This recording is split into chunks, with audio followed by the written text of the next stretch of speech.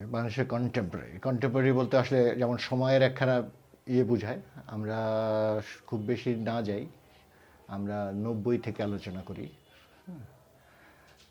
90 থেকে এই পর্যন্ত চিত্রকলার যদি আমরা দেখি, 90 থেকে 2000 পর্যন্ত একটা মানে চিত্রকলা বলতে যে আর্ট ব্যাপারটা বোঝায় সেই দিকে ঝোঁকটা ছিল বেশি। হ্যাঁ, আর এখন আমি সাম্প্রতিক সময়ে যে প্রদর্শনীগুলি হচ্ছে সেখানে যে ছবিগুলি প্রদর্শিত হচ্ছে এবং খুব সবাই করছে, সেগুলির মধ্যে আর্টের চেয়ে অনেক বেশি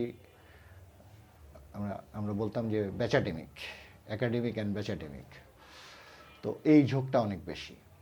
সারা পৃথিবীতেই ওয়াল হ্যাংস হিসাবে পেন্টিংসে এই জিনিসগুলি গ্যালারিতে সেল হয়, কিন্তু ব্যাপারটা হচ্ছে যে এটি হচ্ছে মানে এই জাতীয় পেন্টিংস বা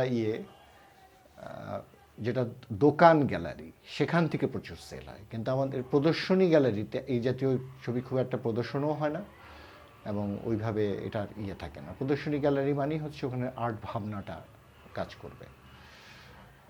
তো আমরা দেখতে পাচ্ছি যে সেইটার একটা সিচুয়েশন নয়, মানে এখন প্রদর্শনী বড় প্রদর্শনী হচ্ছে এবং এই জাতীয় ছবিটি, অর্থাৎ সেই জায়গা থেকে আমরা আর্টের থেকে আসলে আর্টের দিকে নাই, আমরা উল্টো দিকে হাঁটছি। এটাকে আর্টের ব্যাপারটা থেকে বিচ্ছিন্ন করব না, আমরা রাজনীতি সব কিছুতেই দেখতেছি আমরা উল্টো দিকে হাঁটতেছি। তো এটারই একটা ছাপ আর কি। মানে অনেক আগে থেকে এই প্রশ্নটা করছিলাম। লুই ভ্যানের একটা কথা আছে যে আর্টের দিকে চোখ রাখলেই বোঝা যাবে সোসাইটি কোন দিকে যাচ্ছে এবং রাজনীতি অর্থনীতি কোন দিকে যাচ্ছে। তো এটা বেশ আগে থেকেই এটা বলছিলাম যে আমরা মনে হয় পিছন দিকে যাচ্ছি। তো এখন রাজনীতি সব কিছু মিলে কিন্তু এখন প্রমাণিত যে আমরা লুই ভ্যানের ওই উক্তিটিও সত্য প্রমাণিত হলো।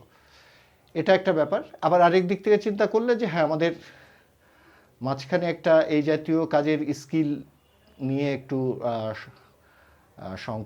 সংসদ ছিল। তো যেহেতু এই জাতীয় কাজ ওয়াল হ্যাংস হিসাবেও যেমন সেল হচ্ছে, আবার যেহেতু প্রদর্শনীতেও আসছে, তো একটা স্কিল ডেভেলপমেন্টের চাপ তৈরি হয়েছে বা প্রয়োজনীয়তা তৈরি হয়েছে। তো ওদিক থেকে অনেক স্কিল কাজ দেখা যাচ্ছে, অনেক বিচিত্র এবং স্কিল কাজ দেখা যাচ্ছে। এটা হলো একটা দিক। আর এছাড়া আমরা জানি যে কনস্টেলেশন, কনসেপচুয়াল আর্ট, মানে ইউরোপিয়ান আর্টের বা ইউরো মার্কিন আর্টের যে এই ধারাগুলি, এগুলির চর্চা অনেক বেড়েছে এখানে। এটার জন্যে যেমন এশীয় চারুকলা প্রদর্শনী কিঞ্চিত দায়ী, এর সঙ্গে সামদানি আর্টের কথা বলতে হয়। তাদের যে ঢাকা সামিট, এটি একটা ইম্প্যাক্ট ফেলেছে আমাদের এখানে। ফলে এই জাতীয় কাজ হচ্ছে। আর এখন আমাদের আর্টিস্টরা কেউ ভেনিস পর্যন্ত ঘুরে এসছেন, ভেনিস বিয়েনাল পর্যন্ত ঘুরে এসছেন, খুব সম্প্রতি ডকুমেন্টাতেও অংশগ্রহণ করেছেন। এই বিষয়গুলি পজিটিভ, অর্থাৎ আমরা একেবারেই আর্ট থেকে ক্রাফটসেই চলে গেছি তা না, মানে আমরা কিছু হলেও আর্টে আছি। যেখানে একসময় আমরা ভেনিস বিয়েনাল বা ডকুমেন্টার নামই জানতাম না, সেখানে আমরা এখন সেখানে যাচ্ছি, আমাদের আর্টিস্টরা যাচ্ছে, পার্টিসিপেট করছে, এমনকি প্রশংসিতও হয়েছে। তো আসলে এটা এই জন্যই বললাম যে ছোট্ট করে, এই জন্যই একটা ছোট্ট করে বা একটা ইয়েতেই পুরো জিনিসটাকে, চিত্রটাকে বলা যাবে না। তারপরেও যতখানি সম্ভব ছোট ছোট করে করলাম। তবে আমাদের যেটা হচ্ছে যে আমরা একটা জিনিস ছিল, যেমন আমাদের এই ছবি বেচা বিক্রি ইত্যাদি বিষয়, মানে এটা যেটা হচ্ছে যে এটা তো আসলে এটা একটা প্রফেশনাল। প্রফেশনাল আমরা কিন্তু পুরো প্রফেশনালি আসলে কতখানি চিন্তা করতেছি, এটা কিন্তু খুব গুরুত্বপূর্ণ। আমরা যদি এখনই এই বিষয়গুলি না চিন্তা করি তাহলে কিন্তু কিছুদিন পর, কারণ ইউরোপের মার্কেট বাজারে আগে এখান থেকে একটা পেন্টিং কিনে নিয়ে চলে যাওয়া যেত, কিন্তু এখন কিন্তু সেটা যায় না। হ্যাঁ, মানে একজন ইউরোপিয়ান এসে যেখান থেকে কিনে নিয়ে যাবে তা কিন্তু সে সহজেই পারবে না। মানে আগে যেটা ছিল এক ধরনের চোরা মার্কেট, মানে ডাউন মার্কেট, মানে একেবারে হিডেন মার্কেট ছিল, এখন কিন্তু সেই হিডেন মার্কেটটা ওইভাবে কাজ করছে না। কারণটা হচ্ছে যে কারণ ইউরোপের সীমান্তগুলি এখন এমন, সরকার এবং সীমান্ত ওখানকার আর্টিস্ট অ্যাসোসিয়েশনস সমূহ এতখানি যে কোনো এরকম পেন্টিং নিয়ে কেউ ঢুকে পড়লো, সে হবে না, তাকে ওদের ওখানে ঢুকতে পারবে না। না, ট্যাক্সেশন হাবিজাবি অনেক ঝামেলা তো ইয়ে হয়েছে। ফলে আগে যেটা ছিল যে আমার এখান থেকে প্রচুর পেন্টিং এবং ড্রয়িং ইত্যাদি বিক্রি হতো, হ্যাঁ, যেটা ইউরোপিয়ানরা কিনতো। এখন কিন্তু ওরা এখন কিন্তু এই যে অনেকেই বলছে যে আগে বিদেশিরা কিন্তু এখন কিনে না, কেন কিনে না, তার কারণটা হচ্ছে এগুলি। তো আর ওখানে আর্টিস্ট অ্যাসোসিয়েশনগুলি খুব শক্তিশালী, আমাদের এখানে কোনো আর্টিস্ট অ্যাসোসিয়েশন নাই। গণতন্ত্র মানে কিন্তু হচ্ছে পেশাজীবীদের সংগঠন। গণতন্ত্র মানে রাজনৈতিক দল আর আমরা ভোট দিলাম তা না। গণতন্ত্রের একটি গুরুত্বপূর্ণ জায়গা হচ্ছে পেশাজীবীদের সংগঠন। বাংলাদেশে কোনো পেশাজীবী সংগঠনই নাই, ওই মানে ওইভাবে নাই বলতে গেলে। মানে বিএমএ বলে একখান সংগঠন ডাক্তারদের, সেটাও আসলে ওইভাবে কাজ করে না। আর আর্টিস্টদের একখান সংগঠন চারুশিল্পী সংসদ আছে, কিন্তু ওটা কাজ করে না। তো আমরা যদি বলি যে আমরা এগোতে চাই এবং আর্ট করতে চাই, তাহলে কিন্তু এই সংগঠনসমূহ খুব জরুরি আমাদের জন্য। কারণ সংগঠন এবং সংগঠনের নীতিমালা ফলে এটা জাতীয় জায়গাতে, যেমন সবাই চারুকলায় পাশ করলেই পড়লেই যে কেউ আর্টিস্ট হবে তা কিন্তু না, কিন্তু কথা হচ্ছে জব অপরচুনিটি অ্যান্ড আদার্স কিছু থাকতে হয়। তো আমাদের এখানে দেখা যাচ্ছে যে আর্টিস্টদের এই জব অপরচুনিটির ক্ষেত্রে অনেক সমস্যা। তার কারণটা হচ্ছে এরকম অ্যাসোসিয়েশন নাই, ফলে গভর্নমেন্টের সঙ্গে যে নেগোসিয়েশন হবে সেগুলি কোনো সুযোগই নেই, ঠিক আছে। তো ফলে পুরো ব্যাপারটাই মানে আমলাতন্ত্রের দোষ দিচ্ছি, কিন্তু আমলাতন্ত্রের বিপরীতে আমলাতন্ত্রের সঙ্গে যে ডিসকাশন করবে, মোকাবেলা করবে, সেই আমলারা তো নিরঙ্কুশভাবে যা খুশি করে যেতে পারতেছে, নাই তো। তো এই জায়গাগুলি আমাদের একটু সমস্যা। অনেকে বলবে আর্টিস্টদের আবার কি সংগঠন, হাবি যাবি। নো, আমরা তো human beings. So human beings, as a human beings social এবং সোশ্যাল স্ট্রাকচার ইত্যাদি বিষয়ে আমাদেরকে অবশ্যই সোশ্যাল আমরা তো ভেবে তো আমরা ক্যানভাসে আঁকতেছি। কারণ যখন আমরা ছবি নিয়ে আলোচনা করতেছি, আমরা কত বলি যে উনি সামাজিকভাবে সচেতন ইত্যাদিতে, আসলে উনি সচেতন। আমি যেটা বলতে যাচ্ছিলাম যে একাডেমিক বা ল্যান্ডস্কেপ টাইপ কাজ, হ্যাঁ, ব্যাপারটা হচ্ছে যে আমরা তো মডার্ন আর্ট এরা বা এই টাইমটা পার হয়ে আসছি, হ্যাঁ, পার হয়ে আসছি। সো এবং আমরা আমাদের এখানে আর্ট বলতে আমরা শুরুই করছিলাম মডার্ন আর্ট দিয়েই, হ্যাঁ, 1948 যে আমাদের জার্নি শুরু হয়, ঠিক আছে। আমরা কিন্তু মডার্ন আর্ট দিয়েই শুরু করছিলাম, আমরা কিন্তু ক্লাসিক দিয়ে না। যার কারণে আমাদের এখানে যে বিএফএ কোর্স, সেখানেও আমরা কিন্তু দেখতেছি ক্লাসিক না, পেন্টিংস না। ক্লাসিক পেন্টিংস মানে আমি বলছি যে প্রি রাফায়েলেটের আগে রেনেসান্সের যে, আমরা কিন্তু সেই স্টাইলে আমাদের এখানে বিএফএ কোর্সের ছাত্ররা আঁকে না। আমাদের এখানে বিএফএ কোর্সের ছাত্ররাও এঁকেছে ব্রিটিশ ইম্প্রেশনিস্ট স্টাইলে, ঠিক আছে, মানে বিএফএ কোর্সের যে আঁকবার জায়গা।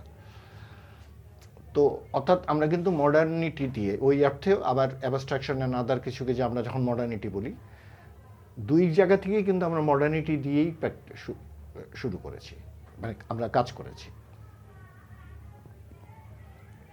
আমি যে বললাম যে আমাদের ভেনিস ইয়েতে যাচ্ছি, সেখানে তো আর এই ল্যান্ডস্কেপ বা ইভেন দ্যান অ্যাবস্ট্রাক্ট পেন্টিং ওইভাবে যাচ্ছে না, সেখানে ইনস্টলেশন অ্যান্ড কনসেপচুয়াল প্রেজেন্টেশনই হচ্ছে, হ্যাঁ।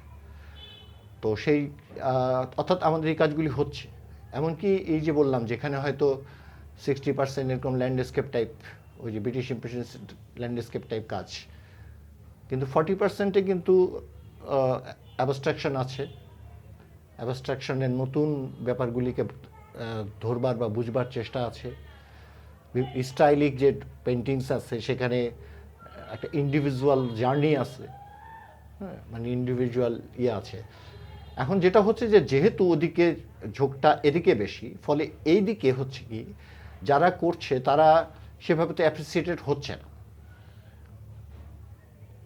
এটা তো একটা বিপদ ডেকে আনতেছে, কারণ একজনকে তো ভ্যান গগের মতো কোনো অ্যাপ্রিসিয়েশন নাই, কাজ করে যাওয়া সহজ না তো। ভ্যান গগ যেমন কোনো অ্যাপ্রিসিয়েশন ছাড়াই কাজ করে গেছে, এটা কিন্তু সহজ জিনিস না, ঠিক আছে। তো আর এখন তো এটা আরও কঠিন ব্যাপার। তো ফলে এই অ্যাপ্রিসিয়েশনের হওয়ার কারণে এই জায়গাগুলি আলাদা করে ইয়ে হচ্ছে না। এখন অ্যাপ্রিসিয়েশনও অনেক রকম অ্যাপ্রিসিয়েশন। আমাদের এখানে সবচেয়ে বড় সমস্যাটা হচ্ছে আর্ট ক্রিটিসিজম বলে কিছু নেই। হ্যাঁ, এক ধরনের আর্ট রাইটিংস আছে, কিন্তু সেখানে ক্রিটিসিজম নেই। অর্থাৎ এর কাজটি সম্ভাবনা এই অ্যাসপেক্টসে সম্ভাবনাময়, এই কথাটা আমরা বলতেছি না। ল্যান্ডস্কেপের মধ্যেও কিন্তু সম্ভাবনাময় আছে, প্রচুর ইয়ে আছে যারা দুর্দান্ত ল্যান্ডস্কেপ করতেছে, কিন্তু মানে একদম ইন্ডিভিজুয়ালিটি একটা দুর্দান্ত, মানে তার ওই ল্যান্ডস্কেপের মধ্যে ইন্ডিভিজুয়ালিটি খুবই চমৎকারভাবে ফুটে উঠেছে। কিন্তু কথা হচ্ছে এইটাকে তো কেউ চিহ্নিত করতে পারতে হবে। এই চিহ্নিত করার মতো করতে গেলে ক্রিটিসিজম লাগবে। এই ক্রিটিসিজমটা না থাকার কারণে ক্রাফটস অ্যান্ড আর্টস মিলাই যাচ্ছে এবং ক্রাফটস লাভবান হচ্ছে। আমরা ক্রাফটসের দিকে ঝুঁকে পড়তেছি বেশি করে, কারণ এই ল্যান্ডস্কেপের মধ্যেও তো আর্টিস্টিক থট আছে। হয়তো দেখা যাবে যে কারো কারো ল্যান্ডস্কেপ আছে যেখানে তার ইন্ডিভিজুয়ালিটি এত বেশি যে ইউরোপ আমেরিকার এই মুহূর্তের ল্যান্ডস্কেপ শুরু কথা বাদ, মানে একদম কয়েক হাজার বছরের ল্যান্ডস্কেপের থেকেও ওখানে একটা ইন্ডিভিজুয়াল, ওখানে একটা নিউ থটস পাওয়া যাচ্ছে বা নিউ লুকস পাওয়া যাচ্ছে, ঠিক আছে, ওই ল্যান্ডস্কেপের মধ্যে। কিন্তু ক্রিটিক নেই তো, ওটাকে চিহ্নিত করবে কে? প্রদর্শনীতে আমি দেখেছি প্রচুর এরকম প্রদর্শনীতে দেখেছি যে, কারণ যখন একটু নতুন কিছু থাকে সেটা কিন্তু অ্যাকসেপ্ট করতে পারার একটা বুঝতে পারার একটা সক্ষমতার ব্যাপার থাকে, তো ক্রিটিক নাই। ওই বায়াররা কি করবে? বায়াররা সাধারণত, বায়ার অ্যান্ড কালেক্টর দুটো ভিন্ন জিনিস। বায়াররা সাধারণত কি করবে? সে যেটা দেখে অভ্যস্ত, যেটা কিনে সে অন্যের ঘরে দেখেছে, সে সেরকমই একটা জিনিস কেনে। সো আমি যদি ল্যান্ডস্কেপও প্র্যাকটিস করি, সেখানেও যে আর্টিস্টিক পসিবিলিটিস আছে, সেই পসিবিলিটিসগুলি আমরা কিন্তু বের করে আনতে পারতেছি না। এখন আর্ট ক্রিটিক কেন তৈরি হয় না, এটা তো এখন আসলে এটার জন্য গ্যালারিগুলি দায়ী, যারা ছবি বেচাকেনা করে, ঠিক আছে, শুধু আর্টিস্টরা দায়ী তা না, পত্রিকাগুলি দায়ী। কারণ আর্ট ক্রিটিক কাজ করবে কোথায়? তার কাজের জায়গা কি? সে হাওয়ার উপরে কথা বলবে? সেটা কোথাও ছাপতে হবে এবং তার বিপরীতে তার বিল পেতে হবে, এবং তার লেখাটি যে ক্রিটিসিজম, সম্পাদকের সেটা বুঝতে পারার ক্ষমতা থাকতে হবে। আমাদের এখানে পত্রিকাগুলির সম্পাদকের সেই সক্ষমতা আছে বা আগ্রহ আছে? আগ্রহ সক্ষমতা কিছুই নেই। যে একটা ছেলে, আর্ট ক্রিটিকেরও তো গুণমানের ব্যাপার আছে, ঠিক আছে, হ্যাঁ, আর্ট ক্রিটিকের তো গুণমানের ব্যাপার আছে, যে না আমি ওকে দিয়েই লেখাবো এবং ও যেহেতু এটা লিখবে, অনেক ভাববে, করবে, অ্যানালাইসিস করবে, তার লেখার বিলটা সুন্দর মতো দিব। আমি এই মুহূর্তে আসলে এক হচ্ছে আমার দুটো ভাবনা, যেটা হচ্ছে যে আমি আমার 90 দশকের যে ড্রয়িংগুলি, যেগুলি আমি পেন্টিং করি নাই, হয়তো 2-1টা করেছি, এবং সেই 2-1টার কারণেই আমি তৎকালীন বোদ্ধাদের দ্বারা সমাদৃত হয়েছিলাম। তো আমি ভাবছি যে সেই ড্রয়িংগুলির উপর বেস করে কিছু পেন্টিং করছি অলরেডি। হ্যাঁ, ওটার বিষয়টা কি? বিষয় কিছুই না, মানে আমি ওই সময় এক ধরনের সাররিয়ালিস্টিক ড্রয়িং করতাম, এবং সেই সাররিয়ালিস্টিক ড্রয়িংগুলিকে মানে কন্টিনিউয়াস করে যেতাম আর কি। সেখান থেকে কিছু ড্রয়িং বাছাই করে সেগুলিকে ক্যানভাসে কনভার্ট করা আর কি, পেন্টিংসে কনভার্ট করা। এটা হচ্ছে যে নিজেকে একটু ফিরে দেখার মতো। এটা করছি অলরেডি কিছু কাজ। আর এর সঙ্গে যেটা হচ্ছে যে আমি একেবারেই, মানে আমার বাসায় প্রচুর ফাউন্ড ম্যাটেরিয়ালস, আমি 2016-17 থেকে কিন্তু ফাউন্ড ম্যাটেরিয়ালস দিয়ে কাজ করছি। আমি এটা নির্মাণ সিরিজের দুটো ধার অলরেডি সিরিজের মতো আছে, সেগুলি দুটি আমি আমার স্টুডিওতে আমি প্রেজেন্ট করেছি, দুটি। আরেকটি প্রেজেন্ট করা হয়নি, ওটা ওখানেই আছে, মানে শুরু হয়েছিল যেটা দিয়ে, সেই পুরো সেটটাই প্রায় 70-80টির মতো কাজ একেবারেই প্যাক করা আছে। হ্যাঁ, আর খুব রিসেন্টলি আমি কিছু কাজ করেছি যেটা হচ্ছে যে ক্যানভাসে, একেবারে ডিরেক্টলি ক্যানভাসে। ওই ফাউন্ড ম্যাটেরিয়ালসের কিছু দিয়ে, যেমন এখানে আছে, কারণ বাসায় প্রচুর কাপড়ের টুকরা, কাগজের টুকরা, কাগজ। হ্যাঁ, মানে এটা খুব ওই নির্মাণের দ্বিতীয় যে ইয়েতে, যেটা ফাউন্ড ম্যাটেরিয়ালস একেবারে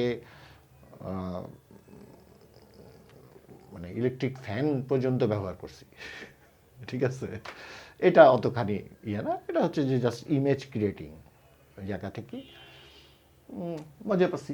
এই যে হ্যাঁ, কিন্তু আপনার মূল বিষয় প্রিন্ট, সেটার কি খবর? প্রিন্ট একটা শো হয়ে গেল 2023-এ।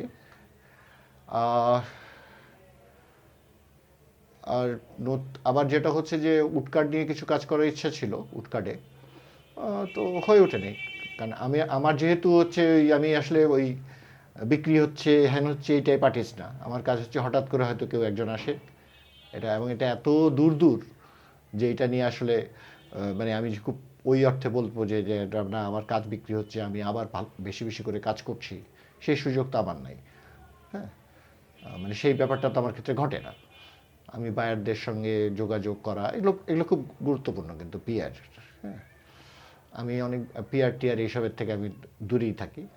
হ্যাঁ, মানে আমি অনেকেই বলে যে তেলবাজি, আমি একদম এই শব্দটার আপত্তি জানাচ্ছি, ঠিক আছে।